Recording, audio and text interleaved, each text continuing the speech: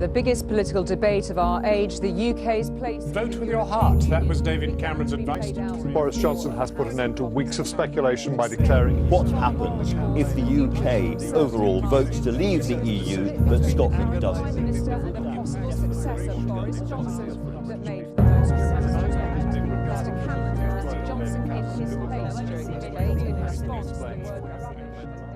I don't feel this debate has taken off yet, and I really hope it does. I think there are people who've been waiting for this referendum for years, and they've got involved, but they've been talking to themselves, and nobody's going to win this referendum for either side of the debate without talking to the people who haven't been engaged with it yet. I do think that, yeah, it's an incredibly flawed and problematic organisation, institution, whatever you want to call it. I think a lot of the motives around the EU, particularly economically, are to do with kind of stockpiling and safeguarding wealth in the already richest part of the world.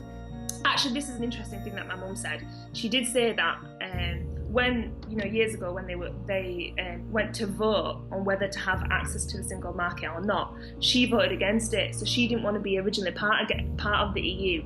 And you know what? That was the only time she voted. A lot of the debate so far has been old white men, old politicians, making, sweeping statements that very few people can sort of verify and understand about how much we pay in or how much we get out or how much trade or business will benefit from one thing or another. And I feel like that debate just completely, it's not what fundamentally the EU means to me. It doesn't mean anything to anybody I know. My boyfriend is British, but from an Asian background. He has mixed opinion on it. I think he doesn't want England to be in the same case as France with the jungle of Calais.